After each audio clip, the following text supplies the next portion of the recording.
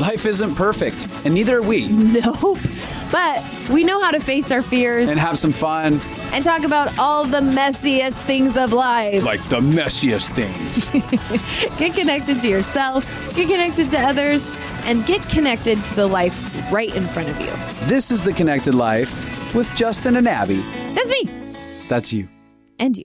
So I've been chiseling away at the house with Pops and some of the wonderful you little guys. manly man. Mm-hmm. Manly manning it out. Dad has been such a gift. It's cool. We've had him on the podcast before talking about our journey of, All the bumps and bruises. all the bumps and bruises. And it's really cool because recently when we started the job, I could feel myself triggering. And I was like, I feel like I'm 13 again and having so many bad emotions.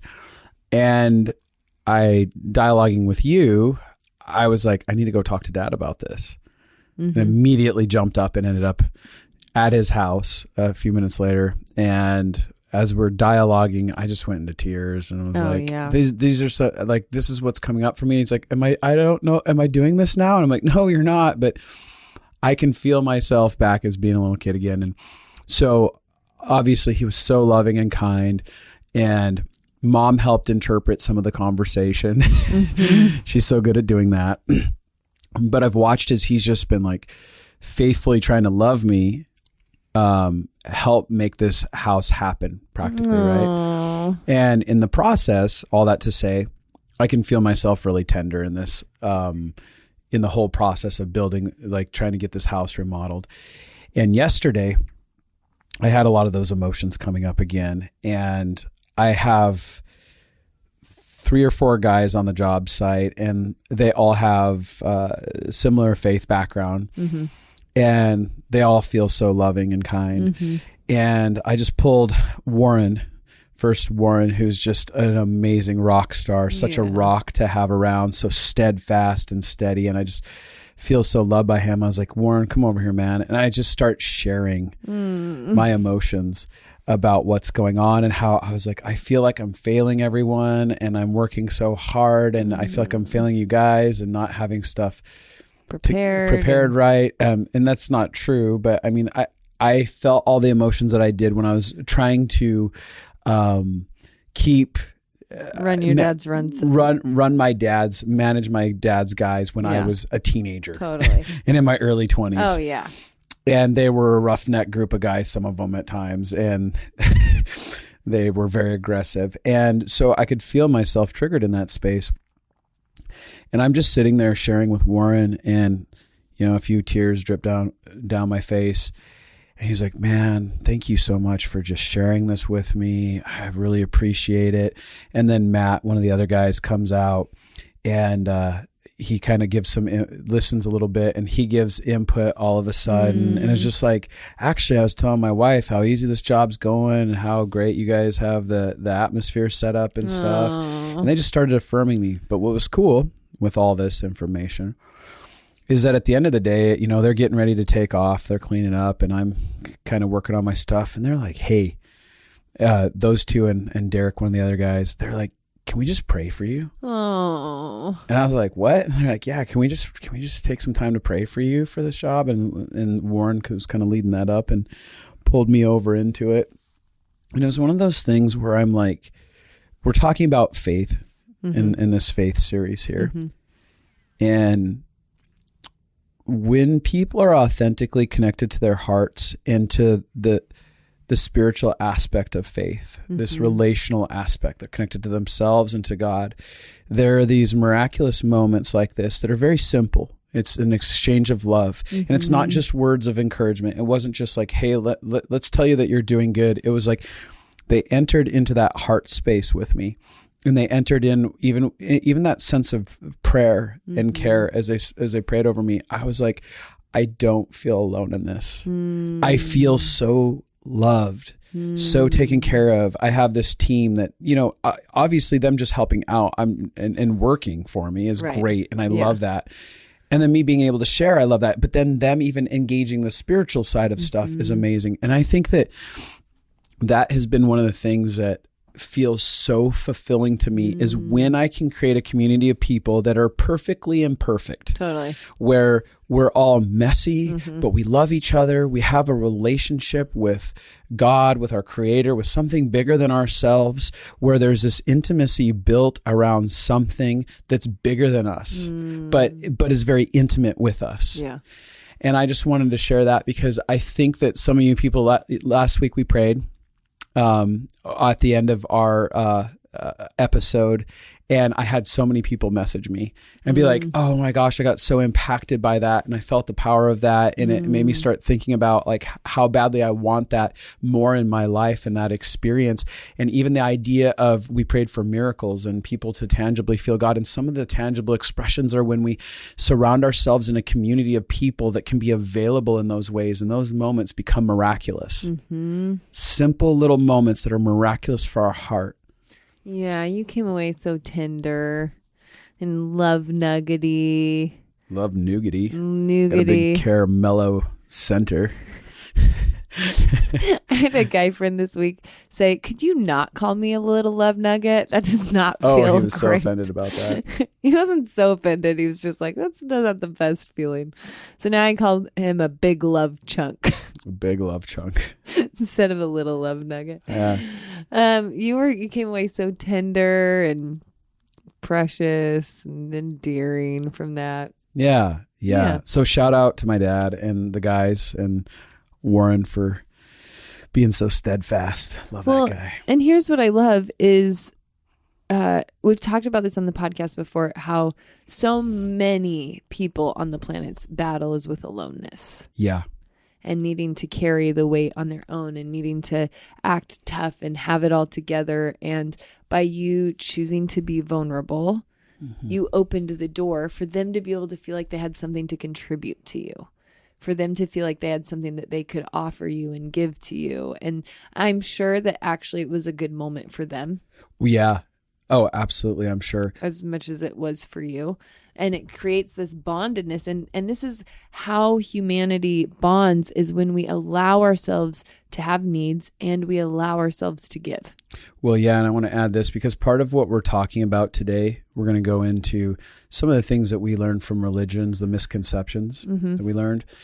And one of the misconceptions that I learned is that you can't... Before you jump into that. Well, I wanted to tie it into this, but...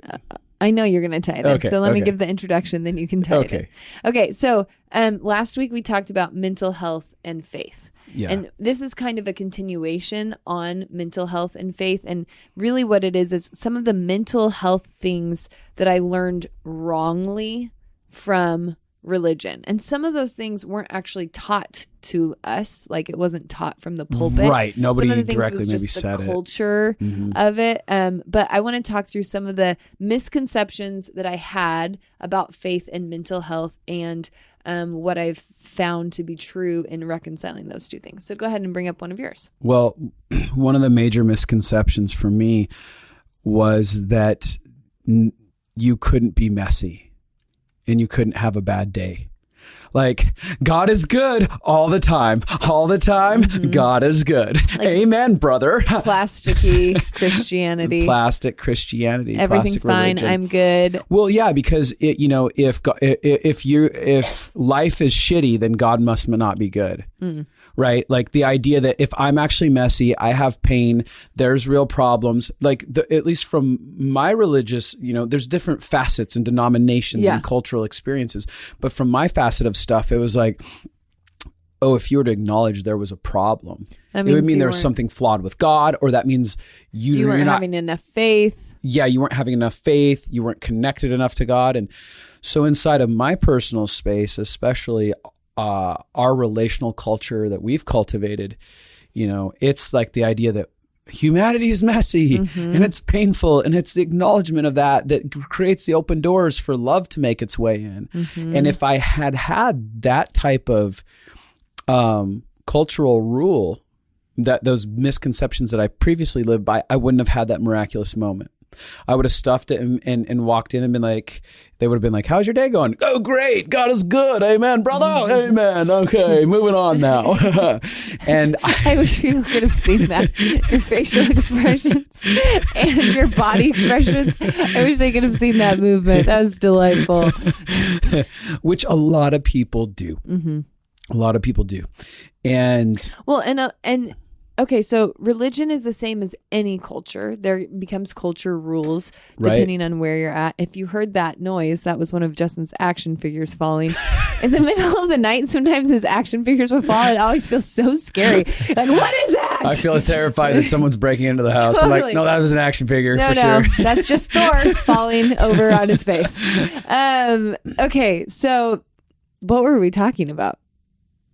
You're talking about when you shut that down and I was talking about how one of the cultures that can happen in church is the external, and this happens outside of church. There's lots of cultures where people are judging based on how you look and how you act. Right. So what's going on in your life determines how valuable of a person you are, how put together you are, how you dress. Like the rules of judgment that happen outside of the church, they happen in freaking high school. Yeah. You know, but because humans are in the church, you can have certain church cultures where it becomes very much about your appearance and how good, in quotes, you look in that system. Yeah. You know, one of the things that came to my mind as you were talking in the realm of this is that if you have a problem in your life, you must have sin in it. Yeah. We grew up learning that. We grew up learning that. Right. So it became even more terrifying because they're like, well, brother, do you need to repent? What's the sin that you have in your life? What's the open door that's causing these problems in your life? And all of this mystic gobbledygook garbage that's like, no, life is shitty because we're humans and we make messes and mistakes and we have unresolved. We're around other people who make messes and mistakes. And we have to figure out how to process pain. Yeah. But a lot of that created so much shame. Yeah. When there's not an awareness of mental health in faith, when there's not an awareness of how our emotions actually work, you know, we have belief systems that affect our emotions and filters and triggers and confirmation bias. And when you actually learn about how you operate, you're like, oh, a lot of my interactions make sense. But when you don't have any emotional intelligence and everything is just spiritual. And we talked about this last week, that there's 3 parts of us where we have our body, we have our soul, and we have our spirit. And church is meant to feed our spirit.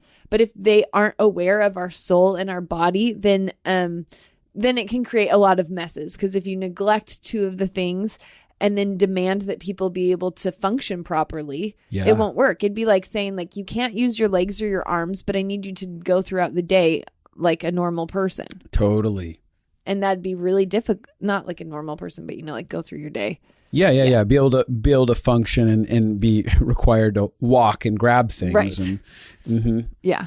So, yeah, I mean, like when you think about stuff like that, again, going back into stories like that, we miss out on miraculous moments of intimacy and connection when following some of these rules, these misconceptions that are created by at least our background of faith. But I think that they're applicable in every background of faith. There's some sort of rule that says we have to look and be a certain way and perform in certain ways that remove actually the necessity to be human. Most religions are shame and fear based, which means you have to perform and do really good or else you will be punished. And then most religions are also like, if bad things happened, it's your fault. Right. Karma's biting you in the ass because you were a horrible person somehow. Yes. You had this coming. Yeah. There's a lot of that inside of the world. And that creates a system of judgment and shame where people feel blamed. They start blaming themselves. They blame others. They judge other people. And when we live in a system of judgment, we often play by those rules. And so we judge others. Totally. The more we judge others, the more we judge ourselves. We judge ourselves. The more we judge ourselves, the more we judge others. And it's a vicious cycle. It's a vicious cycle.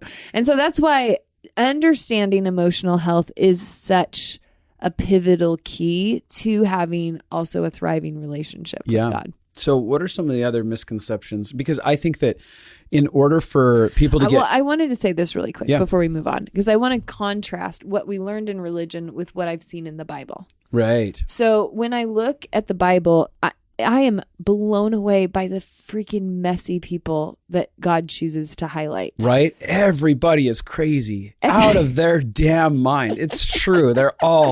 It's insane. When you read that thing, you're like, this should be rated R. No, it is rated. It's like XXR sometimes. It totally is. I laugh all the time when Christians get really upset about certain TV shows. And I'm like, the Bible is crazy. And I'm not going to go into all of the ways, but David's son, who wanted to make a point, took all of David's concubines and let them up on top of a hill and ended up sexually abusing them in front of everyone. Oh my gosh. There's like times where like somebody like cut up somebody's body and sent it to the 12 tribes of Israel. and then you have like this daughter who wasn't getting the promised like spouse, and so she dressed up like a prostitute and seduced her father-in-law, and then got pregnant, and then that was considered good. And then these people are counted as heroes of faith. Yeah, totally. Yeah. And then you have David, who had an affair and murdered a man, and then he's like, get rid of her husband. I don't need any trouble. Yeah, and then didn't even notice that was a problem. Yeah, it's like, that's cool, right? He had to have somebody come. Some prophets like, hey guy. Yeah, and the prophet didn't even David didn't even get when the prophet was confronting him. The prophet had to make up a parable and tell another story to get his attention. Past this big thick skull. Yeah, no. There's a problem with what you did here, guy. Oh yeah, it's like there is so many people who, and if you look at the disciples, they're like, hey, let's call fire down on this whole city. Yeah, why don't we do that, Jesus? Just call the fire down. He's like, no, we don't need to burn everyone. Why would you want to do that? I don't know. Just fire. It's something needs to burn. I feel so much hope. I get confused, and I understand it's hard to read the Bible. I think it's hard to understand God because we are so finite. We like to hold one truth or another truth, and we have a hard time holding two truths at the same time. Right. Truths and tension, viewing life through an infinite God that is potentially sourced in unfailing love. Yeah. And so we look at him and it's hard for us to understand. But when I look at when I read the Bible, every character gives me hope. There's not one of them that I'm like, oh, you really freaking killed it. Yeah. Like you nailed it. Like there's so many examples of bad parenting. There's so many examples of infidelity, so treating, you were a prostitute betrayal. And you were known as a woman of faith. That's awesome. And you have Abraham who literally was like, I'm going to lie that this is my wife and I'm going to give my wife to you. Yeah. Like, take a piece of my wife. Go ahead. It's just crazy. I mean, like crazy. Abraham's amazing. I want to be him. I mean, like, if you go through in Hebrews 11, there's this hall of faith. Like is what I call it. It's like the red carpet of faith where they're going through and like commending heroes for their faith. And you look at all of them and you're like one of them's Gideon, and Gideon had to ask for like 20 signs to believe that God wanted him to do one thing. Like I was like, that's the most faith. That's the guy who gets put in the thing. Like it's just, and then over and over again, people who had character flaws, people who were messed up. I often think about David. And I think if he was a leader now, like let's just put him modern day pastor, a pastor who had an affair and killed the woman's husband. Would I be telling people like, yeah, you should follow him? He's a man after God's own heart. No, I'd be like, this is freaking crazy. Yeah. Be like, that guy's a crazy ass. Get him out of here. And in all fairness, with mental health awareness, it might not be the best idea to follow a pastor like that. But this is what I'm saying. This idea that we should all look perfect and all have our lives look right from the outside, it doesn't feel biblical. No. I don't see it in the culture. It's not human. No. It's not biblical. And we're all trying to obtain some sort of false standard, some ideological standard inside of our head, idealized standard inside of our head. Sorry. And it's just not, it's not real. It's not expected. It's not possible. Yeah. It's not human. Yeah. It's robotic in nature. And that's really one of the misconceptions I got out of church, which is it's possible to be perfect. It's possible to be perfect. That was a huge misconception. I will be a robot and I will be just like Jesus with no personality. Well, Jesus had personality. He did, but I'll lose my personality so that I can take on something else and just be this robot is what I'm trying to communicate. I mean, there really is the ascension plan. Like, I can become perfect.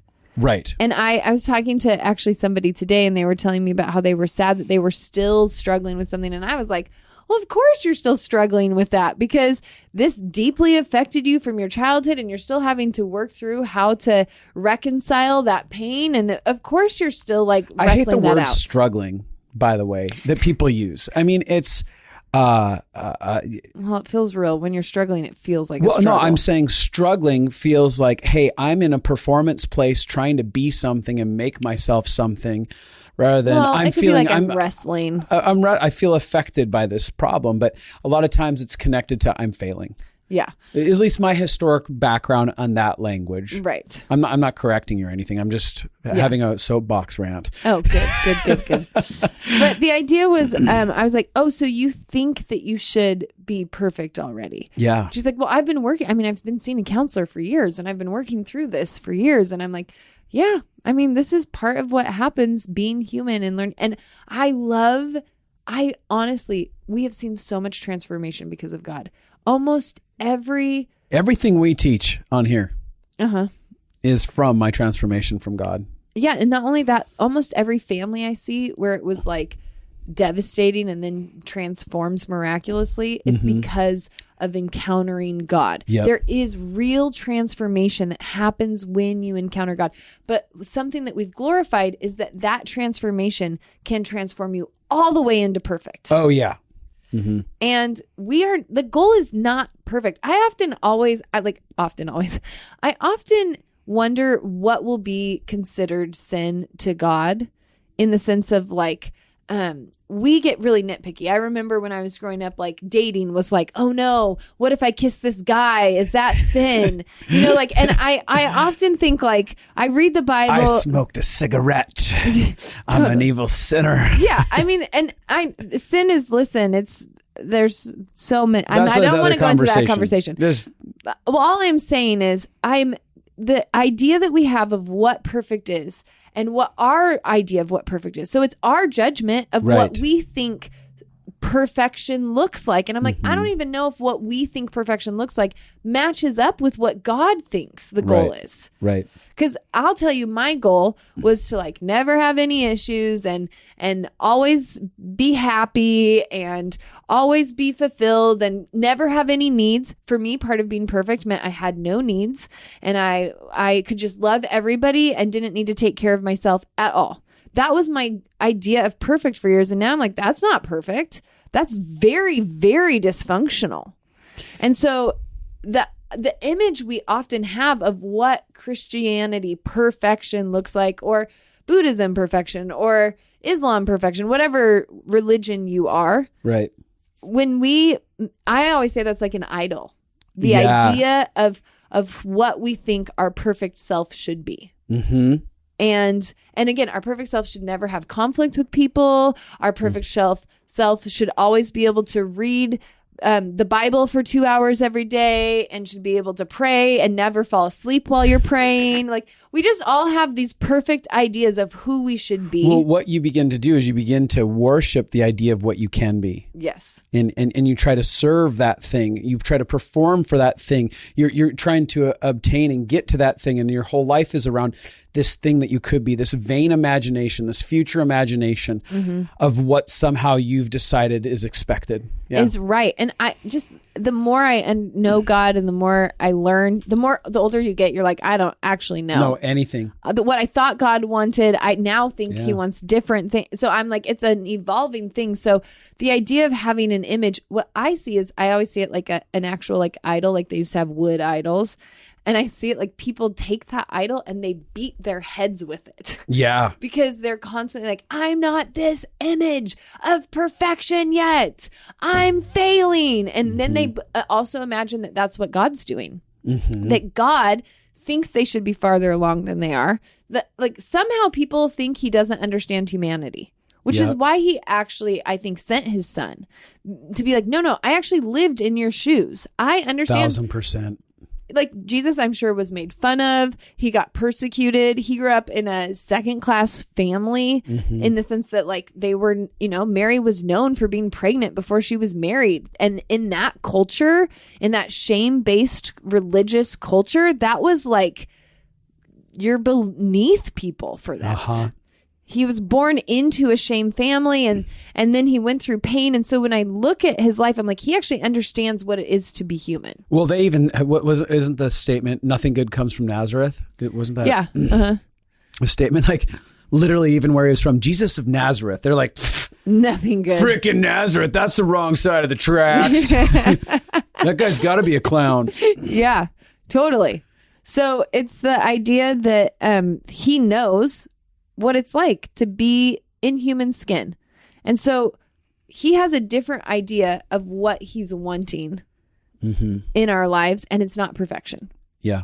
And it's interesting because people either, this idea of perfection, either I'm doing it for God or I'm doing it to get love from people. Yeah. Or to make sure that I have this, if I'm perfect, then everything will be good in my life. I'll have no pain. And so there's a couple avenues. Go ahead and talk about that. No, I just wanted to say this is a common misconception in our religion, and maybe all of them, I don't know, is that if you live good enough, if you follow all the rules. If you can attain enlightenment. Yeah. If you follow all the rules and you do all the right things and you are good enough, painful things won't happen to you. Yeah, goodbye pain. Misperception from religion. Absolutely.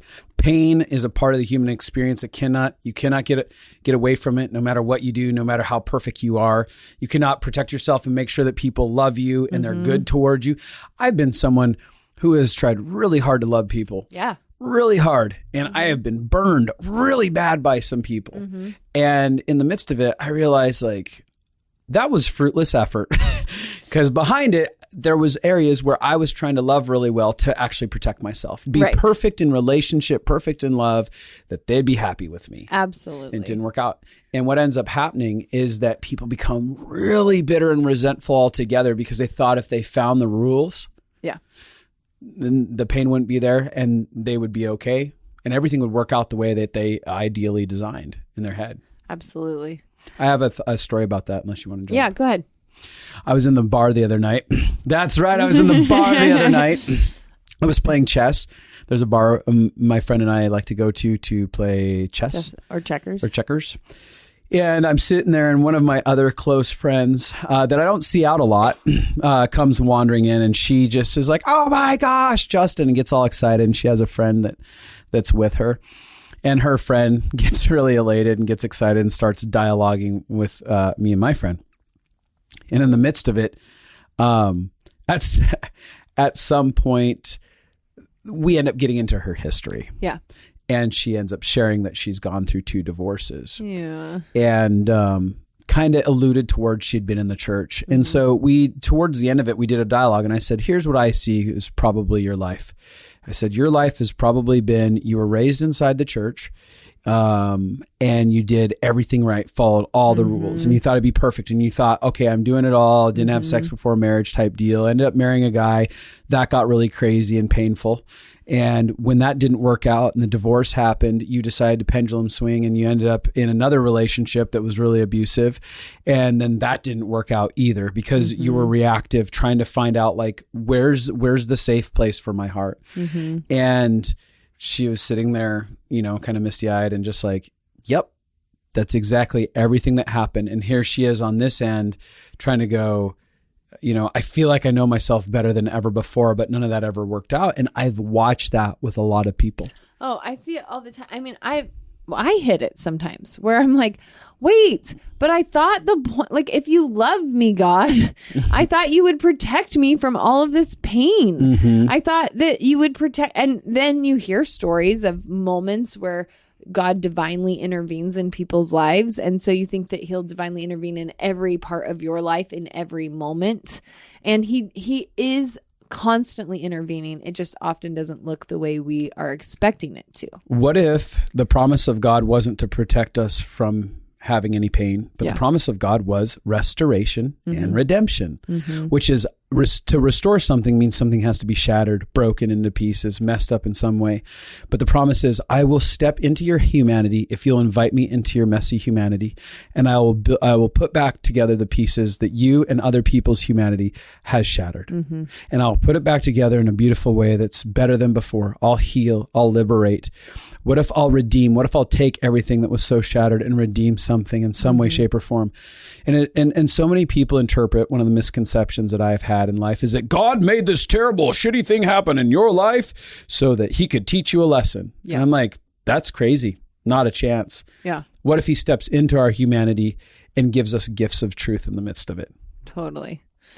Yeah. I think that there's this idea, and this is where most people deconstruct their faith, is something really horrible happens. Divorces or deaths. Yeah. Divorce, death, sickness, something that they thought could never happen to them. And I often think that's when people realize that religion was an insurance plan in their head.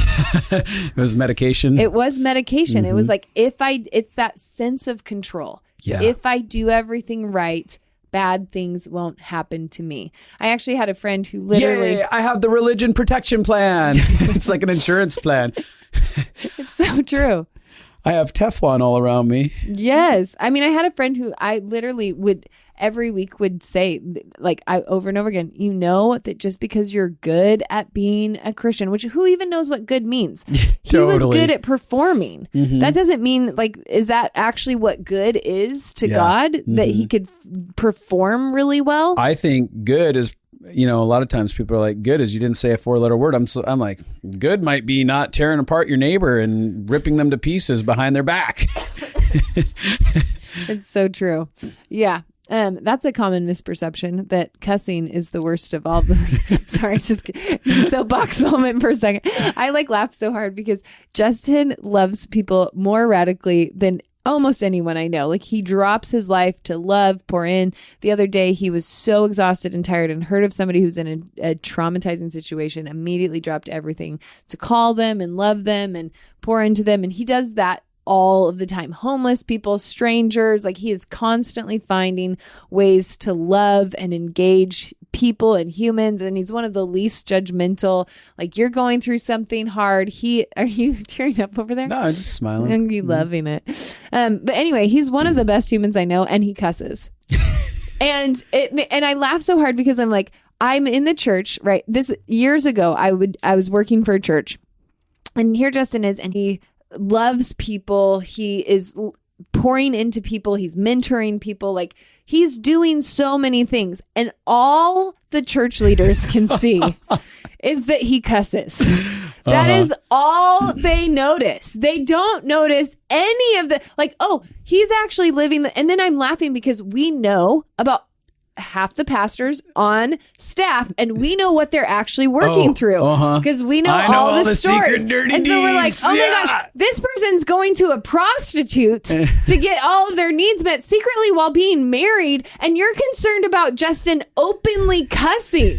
It's like the church cares way more about and I've seen this happen before in other areas of the church where it's like, if you're honest about your struggles, then you're like pushed aside. Like, I had a story the other day of somebody who went to their pastor, told them all the things that they were actually going through. And then it scared the pastor, and it created like this huge issue. And I'm like, so in church, you're taught, like, hide. You're taught that honesty matters less to God. Yes. Than looking like you're put together. And I've never been able to fathom it. I'm like, you're actually, like, we talk about all of our messes. We actually are honest about how crazy we are and what's going on in our world. But the cussing is what's landed me in multiple people's offices wondering why I need to use that language. How many times that has been the stumbling block for pastors. And I'm like, the real world people understand it. I'm like, there are people across the world. They're dying of starvation. There's major pains with sex trafficking, physical abuse, all kinds of stuff. hunger, homelessness. Like there's all these issues, but we should spend lots of time on cussing. Right. And again, that goes back to the whole perception and the misconceptions that were sold to us by religion, is that you have to look a certain way in order to seemingly have a connection with God, or to also be somehow effective and godly in nature, which is just, it's a hierarchical system, and that a hierarchical system, which is what's inside of it. Yeah. If religion is actually designed in foundationally in unfailing love, then it should be the place where you're able to be the most authentically messy, the safest to be like, here's my shit, boom, here's all my messes, and there's something to, I'm here and I'm sharing it, and I want freedom. Yeah, I want life. I want hope. I want to get out. I want to get out of this space, and that should be the place where people are like, awesome. Yeah, keep honest. Let's work through it. Yeah. Yeah. Anyways, that was a soapbox. That was a little bit of a soapbox, but it also plays a role in this, because one of the misconceptions that we learn from religion is that it's better to hate yourself to get to transformation. Yes. So the idea of perfection, also wrapped inside of it, is I need to not love what's here or accept where I'm at right now and go on the healing process. I need to really hate every part of myself to get to this thing. Yeah. Yeah. It's important. We all, like, there's the concept that transformation happens the more we hate and shame ourselves. Totally. So the more horrible I feel about something, the more it means I'm repentant. Right. The more I beat myself up. Like if I allow God to love me while I'm making a mistake or while I'm still unfinished, then people think then they'll become apathetic. Yeah. They actually think the only thing I won't do anything about this. I have to hate myself. I'll never change or transform if I don't hate myself. Right. And it's a misperception on what it means to love yourself. Yeah. Because loving yourself, please go into that. Do your spiel. This is such a good, important thing. Well, I think first and foremost, there's a couple different aspects of loving yourself. Loving yourself is having kindness and gentleness, patience, and understanding towards yourself. That's where I sit down and I look at Justin basically and I go, I want to understand his world. I want to see why he's making the decision he is, not because I hate him for it, but because I can see he's in pain and I care enough to want to resolve the pain. See, when I care about the man in the mirror, what I'll do is I'll be motivated through care, through kindness, through a sense of value for Justin. I'll be motivated to take care of the fundamentally foundational things that are going on inside of me that cause destruction. I'll look at him and go, I don't want destructive scenarios. Like if I'm in a scenario where I had a pastor call me up and said, hey man, I'm feeling a desire to have an affair and I hate myself for it. I don't know why I want to do this and stuff like that. And I'm like, very shame based. Yeah. And I said, all right, well, if you were kind and caring and towards yourself, if this was, say, one of your kids came to you and said this, right? What would you say? Would you tell them you're dumb and you're horrible, or would you be like, hey, what's going on inside of you? And they're like, I would probably ask what's going on inside. Like, it's a pretty big deal. I'm like, yeah. I asked the question, do you want good things for the man in the mirror? Do you want a good future? I'm like, yeah, I want a good future for him. I'm like, well, the way you're approaching it doesn't say you care about his future. It says you care about him just making the right decision right now. But really loving him is going, I want to know how you got here, because I don't want a destructive experience where you lose your family, where you hurt yourself even further or hurt other people. Yeah. And so that even changed the way he started approaching it. Yeah. Which is, okay, what's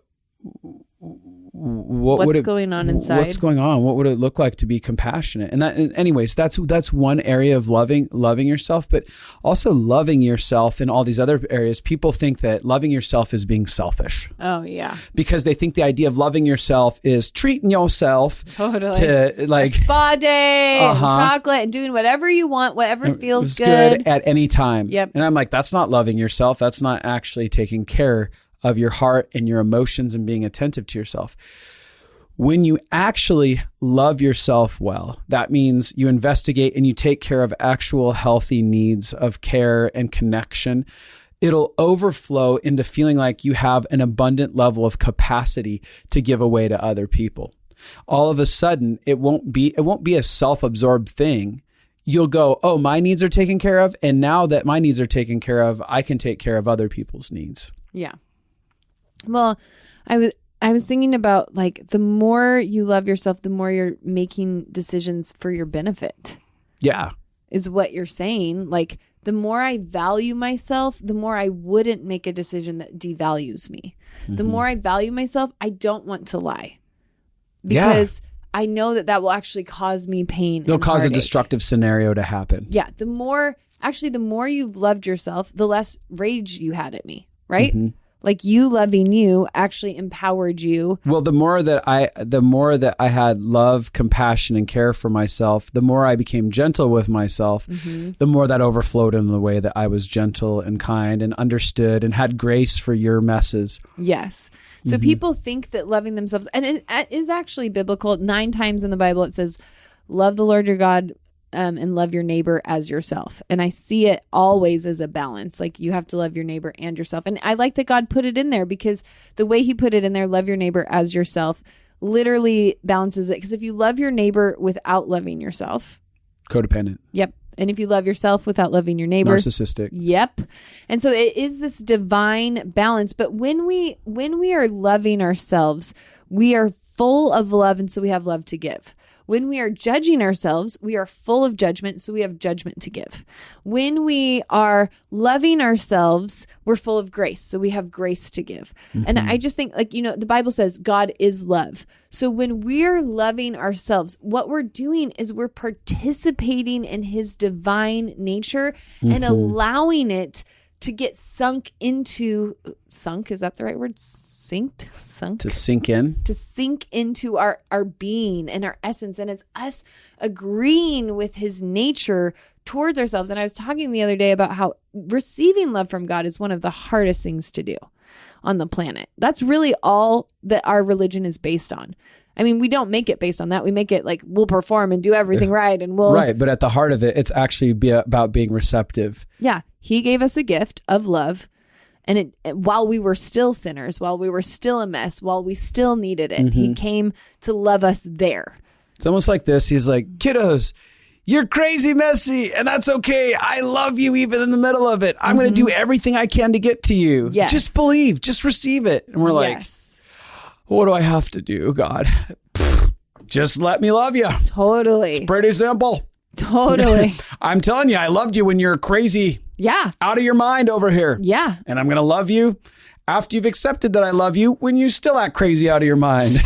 Just accept it. It's so true. Let it transform you. Let it heal you. Yes. Let it do something inside of you, the truth of that. Well, and I think what most people don't understand is all of the behavior that we dislike comes from shame cycles. Right. When we actually are connected to loving ourselves, we show up different on the planet. I've said this for years because I get the best version of every human.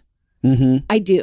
And it ends up being horrible because people will like ask me for like, what do you think about us hiring this person? I'll be like, they're amazing. And they'll hire them and they'll be like, they're horrible. What are you talking about? I'm like, oh, that's not how they show up with me. Uh-huh. Because people feel really loved by me. Yeah. So their best self comes out. Mm-hmm. They feel their most authentic. They're most vulnerable. They're most tender. They show this side of themselves that is so beautiful. Yeah.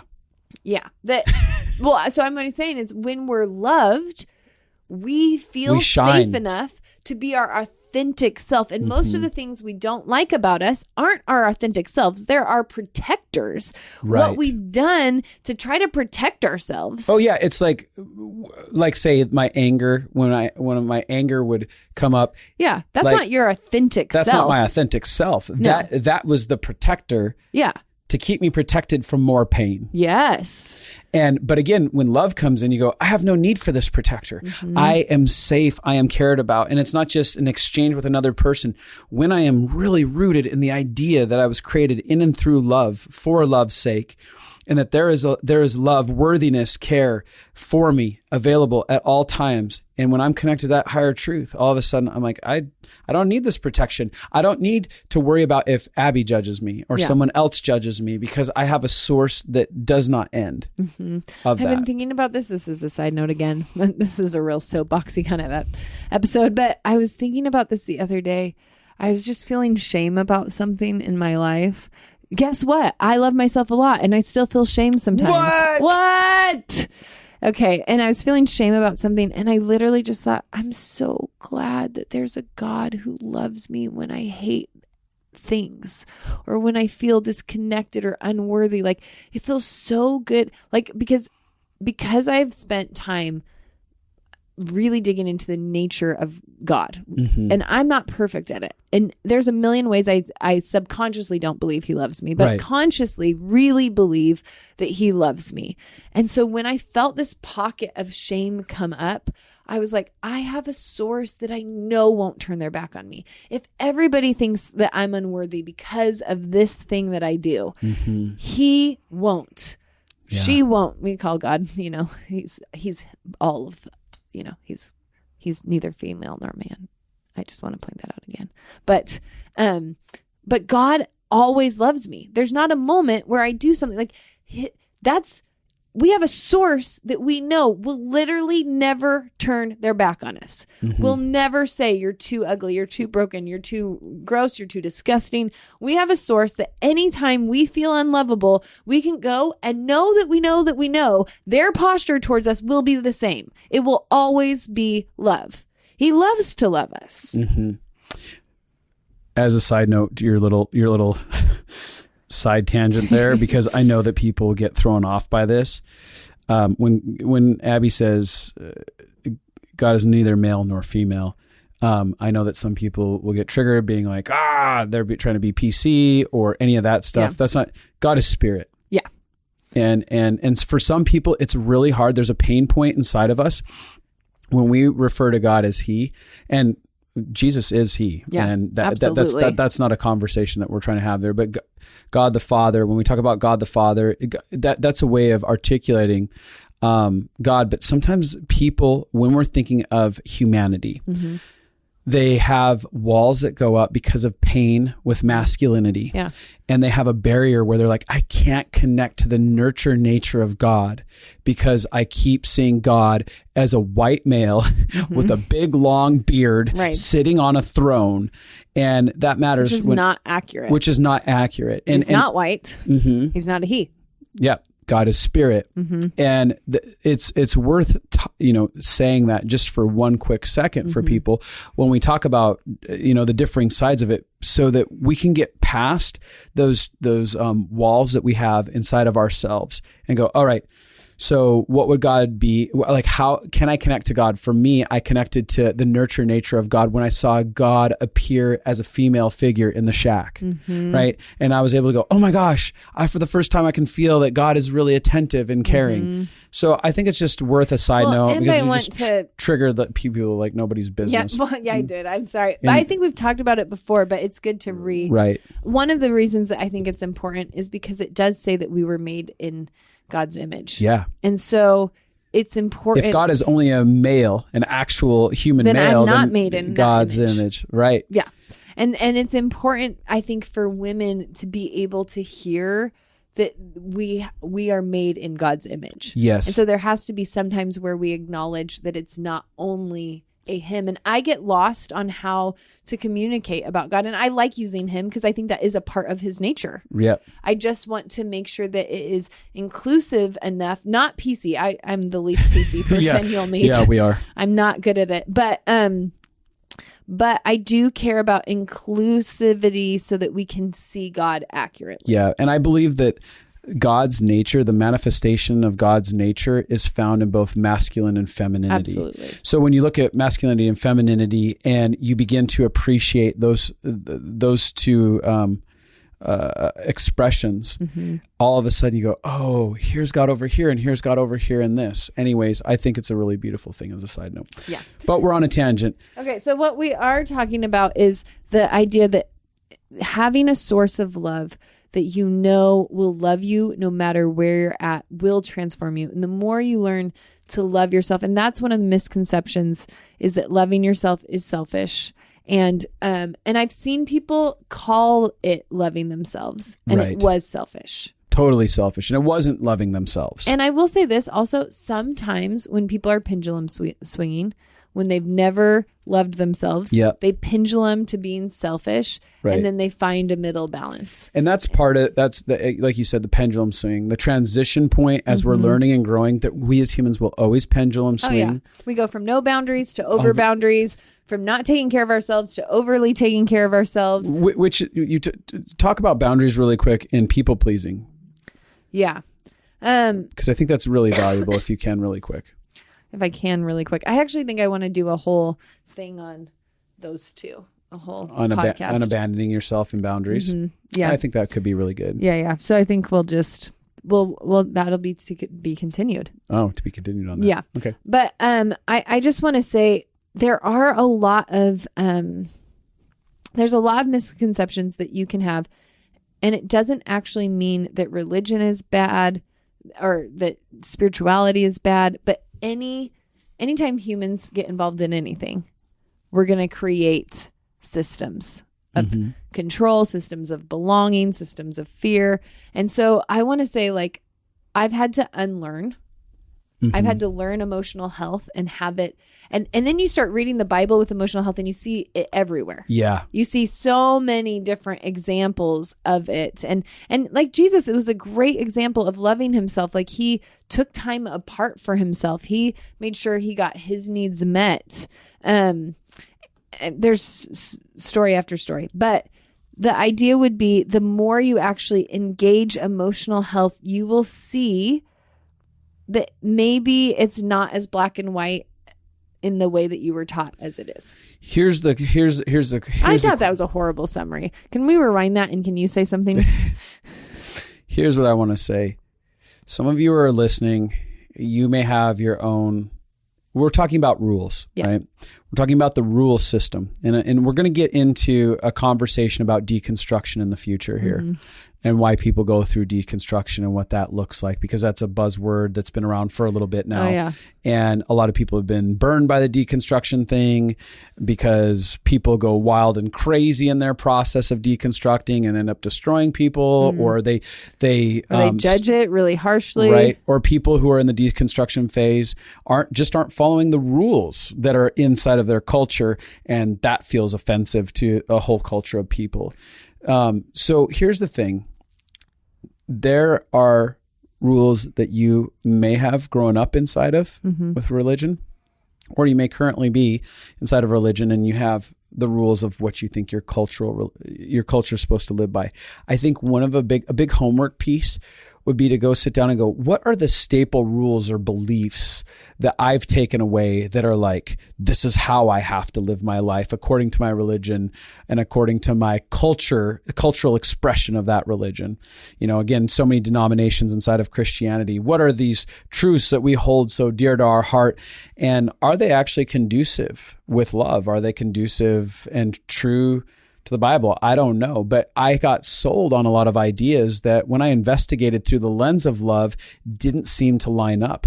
And that in itself, the idea that I was asking questions was offensive and went against the cultural expectation of you don't ask questions. Right. You just accept what the preacher said at the front. And I think that part of this is you're hearing a history of us challenging our own history. You know, you're hearing us dialogue about like, no, we've actually looked into a lot of things, and these ideas or concepts or misconceptions were really painful that we held. And we have a lot of them that we haven't gone into. Do you have any like overall generalization of misconceptions just that you could fire off? Besides the ones we mentioned, you're saying? Yeah. If there were any other ones that come to mind. No. Her exasperation. She was like, nah. I was like not prepared for you to ask me a question. I was like, I'm going to pray. I'm ready. No, I think really what I care more about is just people digging into maybe the ones we mentioned and just digging around. Like, do you have judgments against loving yourself or pro hating yourself, or what is your image of your perfect you? And is that beating yourself up? And do you care more about looking good or being honest and authentic? Yeah. I think looking through those things, the things that we've talked about, feels like enough misconceptions for people to start with. Great. Mm-hmm. What she said is, Justin, don't overwhelm them with a conversation. Don't try to get them to deconstruct before we talk about it. Okay. Any final thoughts? Yeah. I think I just wanted to pray. Oh, okay. For people who are listening. I'll throw a prayer bomb out there at y'all. Yeah. And we're not just for our listeners, because we have people who are religious and people who aren't religious. We felt like it was an important topic to cover. And so we're going to do several in this series. And we hope it's interesting to you, whether or not you have grown up in religion. And if you haven't and you hate these, then come back and we'll do more. So I just wanted to pray for people on this journey. Yeah. And I just wanted to pray for a couple of the things. Yeah, go ahead. So God, we just invite you, that safe source where I feel like I have a friend who's going to choose me even if no one else does. I have somebody who's going to love me even when I can't, even when I feel so unlovable. That place where there's a source of unconditional love that I really believe is for me. God, would you begin to reveal yourself like that to everyone listening?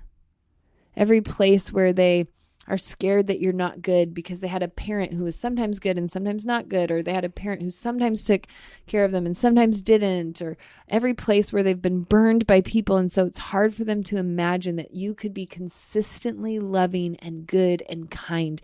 We ask that you would come and that you would wipe away the images of other people that they've been holding on to. That you would wipe away, that you as love, God, it says in the Bible that you are love, and that we will be known as followers of you when we're becoming love. Yeah. And so would you come and love us radically and help us to receive your love and help us to agree with your love and help us to love ourselves and help us to love others, that love would actually wreck our lives, that you'd awaken us to that as a higher reality, that you'd awaken our spirits and our bodies and our souls to the fact that we're loved right here, right now. All of the places where people feel unlovable or unworthy or shame or self-hatred, we just invite the presence of unconditional, unfailing love.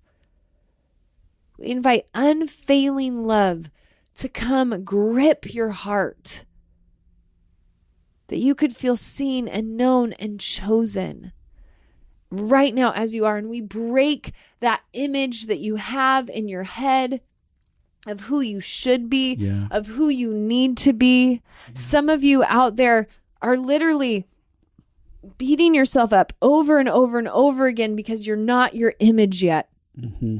And so we ask God that you would remove that idea of their idol. Yeah. That they would be able to come as they are and be fully loved by you as they are now, not love in the future when they figure it all out. Mm-hmm. And God, for every person out there that because something painful has happened, they were like, maybe God doesn't love me. Well, my dad got sick and died. Maybe God didn't love me. Mm-hmm. Or my husband divorced me, or I did everything right, but somebody still cheated on me, where there's that pain of I thought I did everything right, and there's still pain. Would you come as the comforter? Would you come grab people's hearts where they felt disappointed and they thought they've actually blamed themselves or blamed you because they couldn't understand that we live on a planet where there's pain. Yeah. Would you come and heal and bring redemption and restoration? Yeah, and I just want to say you're more than enough right now in this moment to be worthy of care, to be worthy of involvement. To some of you who have been fighting for perfection, to get to this perfect image so that then you could get care, so then you could receive compassion so then you could be chosen. You're worthy of it all right now. You can let go of your need to struggle and to fight to become something before you can receive something. You have permission to receive unfailing love in this moment. You have permission to feel chosen right now. Even if you're right now in a drug haze listening to this for some reason, thinking, but I don't deserve it. I've destroyed my life. I'm in a drug haze. You are worthy of love right now in this moment. You have permission to receive that love and to receive forgiveness. Even if you've received it 1,000 times already, you have permission to receive 1,000 more times forgiveness. That you could actually feel inside of yourself, I'm forgiven, I'm chosen, I'm loved, I can heal. God, I thank you for taking these misconceptions that sometimes put us in boxes and shedding light on those misconceptions and actually leading us to places of freedom where our hearts feel alive and free from the heavy rules that we create on our shoulders. And God, for every place where people feel scared of letting go of the rules that they've been living by, they feel scared of letting go of self-hatred. They feel scared of actually just being loved where they're at because it might mean that they'll make even worse decisions. God, will you just begin to break fear off of people's lives where they don't have to fear what could happen if they actually surrender to love and they're not living by a rule system, but they're living by a value system. God, reshift everyone's life where they've been living according to rule systems and shift them into living by value systems where they actually connect to value for themselves and the world around them, and they live according to a love system which is based in value. So God, thank you for every listener that's out there. And thank you for this conversation that we get to have in this podcast. And that is it. And that is all. That's all she wrote. Well, murder, she wrote. Murder, she wrote. Muck duck. Do you like how we just went on like a stream of consciousness? That's all she wrote. Murder, she wrote. Murder, muck duck. R is the most menacing of letters. That's why they call it murder and not muck duck. That's from The Office. Dwight from The Office. All right. Thanks for joining us. Hey, if you got anything out of this or you think someone needs this, what? I'm thinking about doing another Living Fully Alive in 2021, whatever year we are in. Justin has laughed at me. He was like, what? I didn't know that. But it's just because this is such a crazy year. And I've had so many people be like, I missed it, but I'd really like to be in it. And we go so deeply into mental health, understanding your operating system, your emotions, how you function, why you function, involving God, breaking your rules, connecting to Him as love. We go into all of this. It's an in-depth course. And it is life transforming. You get to connect with other people while you're going through it. The community aspect is where there's like such healing. I was just talking to my best friend Ruth. She's been on here before, and she was talking about how they say being a part of a group, going through something together, is actually scientifically known to help transform you out of trauma. So I think that's the beauty of them. You can email us to get on a list to see if we're just seeing, what level of interest there is for it. And it'd be a couple months out here possibly. Yeah. But. LFA at stumvalconsulting.com. LFA, Living Fully Alive, at stumvalconsulting.com. You can also check out justinandabby.com, where we have the Compassion Project and the Father Series. And both of those courses are literally designed for everything we're talking about. The Father's Series is about removing the blocks that we have between us and our fathers from the past that affect us with God. And the Compassion Project, I can't remember what they're called, is all about learning how to get rid of shame and self-hatred and self-judgment and learning how to engage compassion like Jesus did. Yeah. So remember, rate, review, subscribe, share, tell people about us. That's how the message gets out. If you feel affected by this, share it with other people so that people can get the word, and we love you guys. Woo! Yeah. Thanks for joining us. Thanks. All right. Thanks. All right. Bye now. Okay.